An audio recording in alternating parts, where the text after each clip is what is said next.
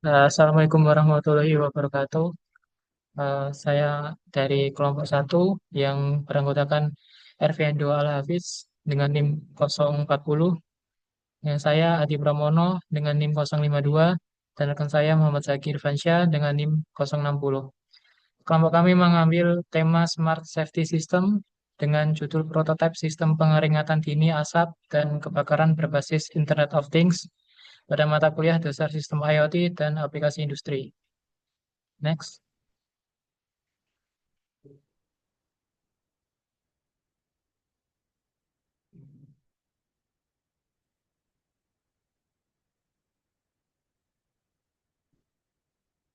Latar belakang masalah yaitu yang pertama ancaman kebakaran tidak terduga dan cepat menyebar.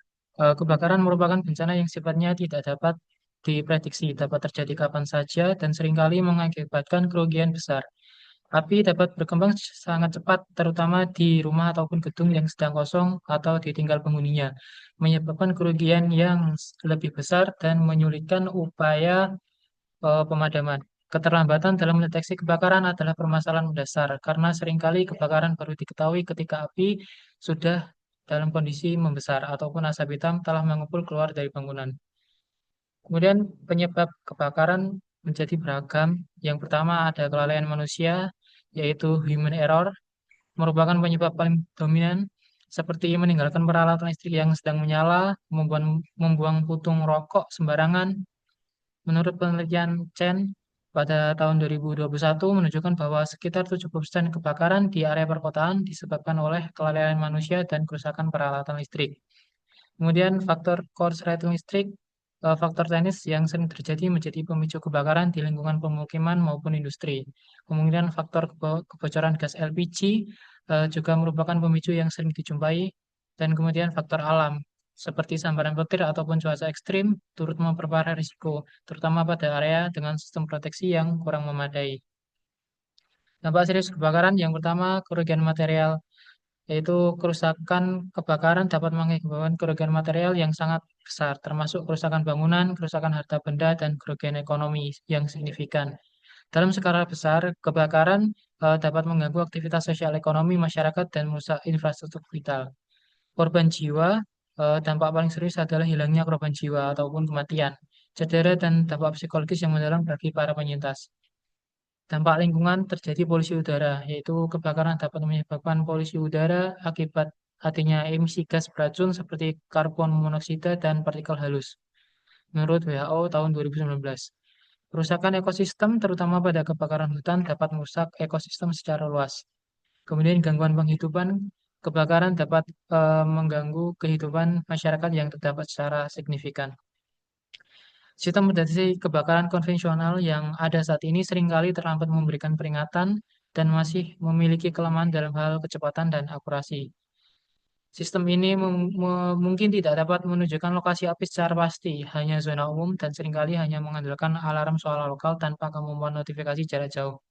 Ketergantungan pada panca indera manusia untuk deteksi awal juga tidak efektif karena seringkali terhambat menyadari adanya bahaya. Oleh karena itu, perkembangan teknologi Internet of Things menawarkan solusi inovatif yang lebih cerdas, responsif, dan efisien untuk mengatasi kelemahan ini. Kelemahan sistem deteksi kebakaran konvensional yaitu keterlambatan deteksi, ketergantungan pada intervensi manusia, respon yang sangat lambat. Kemudian kurangnya akurasi, deteksi tidak spesifik, potensi alarm palsu, ataupun keterbatasan adanya sensor. Keterbatasan notifikasi jarak jauh hanya alarm lokal dan tidak terhubung ke jaringan yang luas. Next. Solusi inovatif adanya Internet of Things IoT. Yang pertama adanya sensor. Proses dimulai dari sensor. Anggap saja ini sebagai proses indera dari digital system. Tugasnya adalah mendeteksi dan mengumpulkan data dari lingkungan fisik sekitarnya. Misalnya dalam konteks deteksi kebakaran, sensor ini bisa berupa sensor asap yang mendeteksi partikel asap atau sensor suhu yang mendeteksi panas yang tidak normal. Sensor mengubah data fisik seperti asap suhu menjadi sinyal data elektronik. Kemudian diteruskan ke microcontroller. Data mentah dari sensor kemudian dikirim ke microcontroller seperti SP32, Arduino, ataupun Raspberry Pi. Ini adalah otak kecil dari perangkat. Microcontroller akan memproses data yang diterimanya. Pemeriksaan ini bisa sederhana seperti apakah suhu di atas 60 derajat atau belum lebih kompleks lagi. Setelah data diproses, microcontroller akan memutuskan apa yang harus dilakukan selanjutnya. Kemudian dikirim ke jaringan internet, ke server ataupun cloud. Setelah diproses oleh microcontroller menggunakan modul konektivitas seperti Wi-Fi untuk mengirimkan data tersebut melalui jaringan internet ke sebuah server ataupun platform cloud. Server atau cloud ini bertindak sebagai pusat penyimpanan dan pengolahan data dalam skala besar. Disinilah data dari mungkin ratusan sensor dikumpulkan, disimpan dengan aman, dan dianalisis lebih lanjut. Kemudian, data ditampilkan informasi visual secara ke pengguna. Langkah yang terakhir yaitu penyajian data yang sudah tersimpan di cloud, diolah menjadi informasi yang mudah dimengerti.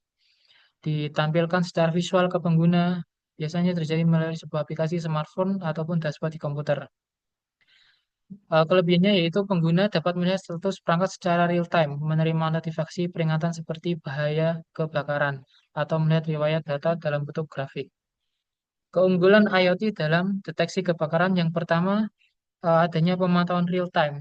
Sistem IoT memungkinkan pemantauan kondisi lingkungan secara terus-menerus dan real time. Ini berarti data dari sensor asap, api, dan suhu akan terus diperbarui dan dapat diakses kapan saja.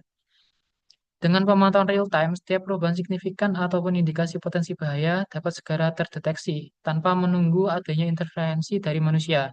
Hal ini sangat krusial karena api dapat berkembang sangat cepat dan setiap detik sangat berharga dalam upaya pencegahan dan penanggulangan. Kemudian peringatan dini yang cepat.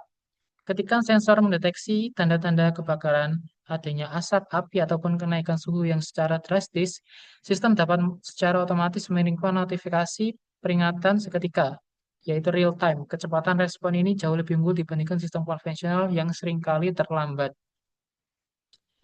Kemudian notifikasi otomatis ke perangkat pengguna, smartphone salah satunya. Yaitu keunggulan terbesar IoT adalah kemampuan untuk mengirimkan notifikasi peringatan secara otomatis melalui jaringan internet ke perangkat pengguna seperti smartphone dan platform IoT. Dalam hal ini digunakan Telegram. Hal ini memungkinkan pengguna untuk menerima informasi darurat dimanapun mereka berada. Bahkan ketika sedang jauh di lokasi kejadian, dengan notifikasi otomatis ini, pengguna dapat segera mengambil tindakan yang diperlukan, seperti tindakan menghubungi pemadam kebakaran atau memeriksa situasi, sehingga meningkatkan keselamatan dan keamanan lingkungan dari ancaman bahaya kebakaran.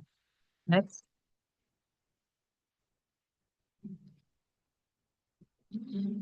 Kemudian di bagian tujuan proyek, yang pertama merancang arsitektur sistem peringatan dini asap dan kebakaran berbasis Internet of Things. Poin ini berfokus pada perancangan kerangka kerja keseluruhan dari sistem, mencakup pemilihan dan integrasi komponen perangkat keras utama perangkat keras utama seperti mikrokontroler ESP32, sensor asap, MQ2, sensor api, dan sensor suhu. Perancangan juga meliputi bagaimana komponen-komponen ini akan saling terkoneksi. Kemudian mengimplementasikan platform aplikasi Telegram sebagai antarmuka untuk visualisasi data sensor secara real time dan pengiriman notifikasi peringatan dini. Pengembangan bagian software dan antarmuka pengguna melibatkan konfigurasi platform Telegram untuk menerima data dari microcontroller ESP32. Implementasi ini mencakup pembuatan dashboard di Telegram untuk memvisualisasikan data pembacaan sensor, misalnya suhu, tingkat asap, dan status api, secara real time dalam bentuk yang mudah dipahami. Tujuan ini juga mencakup pengaturan sistem notifikasi otomatis melalui Telegram API untuk mengirimkan peringatan dini ke smartphone pengguna saat terdeteksi asap ataupun api. Kemudian poin menguji dan mengevaluasi kinerja prototipe sistem dalam mendeteksi keberadaan asap dan api, serta mengukur kecepatan respons sistem, yang berarti memvalidasi fungsionalitas dan efektivitas prototipe yang telah dibangun. Pengujian akan dilakukan untuk mengukur seberapa akurat sistem dalam mendeteksi keberadaan asap dan api dalam berbagai skenario, simulasi, ataupun laboratorium. Kecepatan respons sistem dalam mengirimkan peringatan, baik alarm lokal dari buzzer maupun notifikasi Telegram juga akan diukur. Untuk selanjutnya akan dilanjutkan oleh rekan saya, Erviando Alhabis.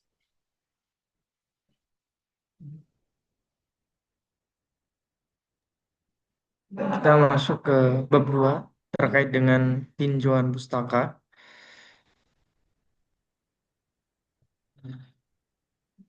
Jadi kajian teori terkait kebakaran. Kebakaran sudah dijelaskan itu proses oksidasi cepat menghasilkan panas dan cahaya. Dijelaskan oleh National Fire Protection Association. Nah, juga termasuk menurut Undang-Undang Nomor 24 Tahun 2007 terkait dengan bencana dan alam. Jadi unsur utama kebakaran itu bahan bakar, oksigen, sumber panas. Dapat menimbulkan kerugian besar seperti material dan non-material. Nah, kebakaran sendiri merupakan banyak faktor yang memengaruhi, terutama kelalaian manusia atau peralatan listrik menyala, puntung rokok, dan lain sebagainya. Di situ dijelaskan oleh BNPB tahun 2022. Selanjutnya yaitu faktor teknis, terjadinya korsleting, kebocoran gas, penyimpanan bahan mudah terbakar. Ini juga termasuk eh, faktor yang memengaruhi terjadinya kebakaran. Atau faktor lain seperti faktor alam seperti petir, cuaca ekstrem, dan lain sebagainya. Dijelaskan juga menurut Chen dan rekan-rekannya, itu 70% kebakaran di kota disebabkan kelalaian dan kerusakan alat listrik. Nah, dengan adanya terjadinya kebakaran yang sudah banyak, maka kami dari kelompok kami membuat sistem pendeteksi. Nah, pendeteksi gejala awal mulai dari asap, panas, dan api untuk sebagai peringatan dini berdasarkan International Fire Code tahun 2023. Adapun tujuan dari sistem pendeteksi ini yaitu memberikan sinyal dini untuk evakuasi dan pemadaman agar tidak terjadi kebakaran yang besar. Jenis sistem deteksi konvensional itu manual, tombol alarm lokal. Jadi tombol alarmnya dilakukan dengan manual konvensional. Atau yang kedua, jenis sistem deteksi yaitu otomatis. Itu berbasis sensor dan microcontroller. Deteksi real time. Jadi bisa dikontrol kapanpun terjadinya gangguan atau bahkan kebakaran. Nah, sistem otomatis itu manfaatnya lebih cepat, akurat, dan terhubung ke jaringan IoT. Lantas apa saja sensornya? Jadi kita dari kelompok kami menggunakan sensor ESP32 Delft modul. Juga menggunakan jadi ESP3 ini sebagai otak microcontroller. Selanjutnya juga kami dalam sensor pendeteksi asap menggunakan sensor asap MQ2. Adapun platform IoT di sini kami mengintegrasikan eh, platform yaitu Telegram agar kami bisa memudah mengontrolnya, menerima informasi secara real time melalui smartphone kami, yang juga ada aktuator alarm atau buzzer. Nah, adapun kesimpulan dari bab 2 itu kebakaran termasuk bencana dan alam yang menimbulkan kerugian besar bagi manusia, ekonomi, dan lingkungan. Penyebab utama kebakaran yaitu kelalaian manusia, korsleting listrik, dan faktor lainnya seperti sudah dijelaskan dari slide sebelumnya. Diperlukan sistem deteksi dini untuk mencegah meluaskan kebakaran. Sistem deteksi modern berbasis Internet of Things mampu bekerja otomatis dan real time. SP32 berfungsi sebagai pusat kendali pengolahan dan pengiriman data sensor. Meskipun banyak otak microcontroller, tapi kami menggunakan ESP32. Karena ESP32 itu sudah interkoneksi dengan WiFi dan lain sebagainya. Nah, juga kami menggunakan sensor MQ2. Nah, platform Telegram digunakan sebagai media notifikasi dan pemantauan jarak jauh. Seperti yang sudah saya jelaskan, karena Telegram merupakan eh, platform yang sangat mudah dan bahkan semua orang menggunakannya. Integrasi IoT, microcontroller, dan sensor cerdas menghasilkan sistem peringatan dini yang cepat, efisien dan terintegrasi. Masuk ke bab 3 yang akan dijelaskan oleh rekan saya yaitu Zaki. Ya, ya izin semuanya. Ya, perkenalkan nama saya Zaki. Di sini saya akan menjelaskan mengenai bab 3. Eh, Sekarang kita langsung masuk ke desain sistem. Di sini sebelum saya menjelaskan bagian dari part-part desain sistem, dikarenakan di sini eh, kami menggunakan logika fusi yang dimana di situ banyaknya perhitungan, agar lebih mudah, saya di sini ingin memecah penjelasannya menjadi 4 bagian. Yang pertama ada modul input atau dalam artian akuisisi data. Nah, modul input sendiri di sini bertanggung jawab untuk mengumpulkan data dari lingkungan untuk mendeteksi potensi bahaya. Data ini adalah input untuk logika fusi. Jadi perhitungan dari logika fusi sendiri itu input datanya itu dari komponen-komponen berikut. Yang pertama ada DS18820 yang berfungsi untuk mengukur suhu lingkungan secara presisi. Untuk jenis datanya yaitu data suhu atau dalam artian analog digital. Yang kedua ada sensor PIR atau flame sensor. Nah, di sini sensor PIR itu berguna untuk mendeteksi radiasi. Bisa disebut api atau gerakan. Untuk jenis datanya digital. Yang ketiga ada MQ sensor. Nah, di mana di sini berfungsi untuk mendeteksi asap, gas, atau uap yang sudah terbakar. Untuk jenis datanya yaitu data asap atau data digital. Yang kedua ada modul pemrosesan kontrol utama. Yang dimana dalam artian ESP32 Dev ini adalah otak dari sistem ini. Alat ini atau modul ini menerima pemrosesan dan membuat keputusan berdasarkan perhitungan logika fusi yang sudah kita buat. Untuk subfungsinya, yaitu ada koneksi WiFi yang dimana menghubungkan perangkat ESP32 ke internet melalui jaringan koneksi WiFi di rumah yang berguna untuk mengirim sinyal atau mengirim data ke outputan yaitu Telegram tadi. Yang kedua ada logika fusi data. Di sini kami menggunakan perhitungan false alarmnya yaitu jika sensor asap mendeteksi sensor asap mendeteksi adanya asap, lalu sensor suhu mendeteksi adanya suhu di atas 55 derajat Celcius. Nah, untuk kontrol outputnya yaitu mengirim sinyal ke kontrol Telegram untuk diadakannya pemberitahuan secara real time. Lanjut. Nah, untuk yang kedua, untuk yang ketiga itu ada modul output atau lokal aksi fisik. Modul ini sendiri bertanggung jawab untuk merespon balik fisik segera di tempat kejadian. Nah, jadi dalam artian modul output sendiri ini modul output lokal sendiri ini modul yang tidak terhubung secara spesifik ke internet. Jadi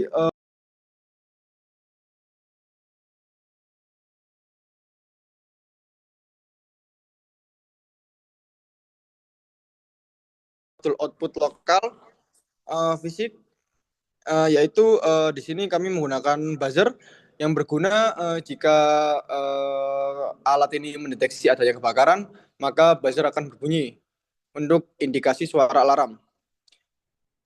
Nah, untuk yang keempat ini ada modul output jarak jauh atau notifikasi IoT. Nah, modul ini berguna untuk mengirimkan status sistem kepada pengguna dari jarak jauh. Nah, untuk komunikasinya ini kami menggunakan Telegram API, menggunakan website HTTP yang tujuannya berguna untuk mengirim ke server Telegram menggunakan via bot token ataupun chat ID-nya. Untuk isi notifikasinya ada keterangan aman jika aman, ada keterangan peringatan dini jika terdeteksi adanya asap tapi tidak masuk dalam perhitungan logika fungsinya, ada peringatan darurat jika sensor mendeteksi adanya kelewatan dari batas ambang. Nah, untuk yang kedua ada ponsel pengguna. Itu yaitu menerima pesan dari Telegram untuk notifikasinya memberikan informasi darurat yang dapat diakses dari mana saja. Selanjutnya, nah berikut ini ada alur flow cara kerjanya. Nah, sekarang saya langsung saya sedikit jelaskan ya. Untuk saat start lalu inisialisasi, ESP akan on terhubung dengan sensor api, sensor asap dan sensor suhu. Lalu jika sensor tersebut mendeteksi adanya gangguan, maka sensor tersebut akan mengirim sinyal menuju SP32. Nah, di SP32 sendiri di situ akan adanya kesimpulan pengambilan keputusan menggunakan perhitungan logika fusi. Nah, jika perhitungan yang ditetapkan oleh SP32 itu tersebut aman, maka lanjut kembali ke inisialisasi. Jika kesimpulannya tersebut mengarah ke darurat, maka buzzer akan on dan juga notifikasi menuju Telegram akan terkirim. Nah, lanjut. Nah, untuk yang slide terakhir ini ada komponen. Nah, untuk komponen sendiri di sini kami menggunakan yang pertama ada microcontroller dengan tipe ESP32 Dev Module. Yang kedua ada sensor suhu yang menggunakan tipe DS18B20. Yang ketiga ada sensor api menggunakan tipe peer sensor. Yang keempat ada sensor asap menggunakan sensor MG2. Yang kelima ada actuator alarm menggunakan buzzer. Yang ketujuh ada komunikasi menggunakan WiFi modul. Untuk pin-pinnya sendiri di sini sensor suhu langsung menuju GPO 2. Untuk sensor apinya sendiri di sini langsung masuk ke GPO 13 dan sensor asapnya langsung masuk ke GPO 14. Selain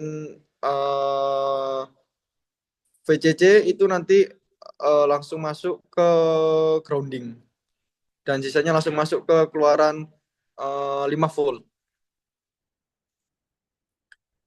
Selanjutnya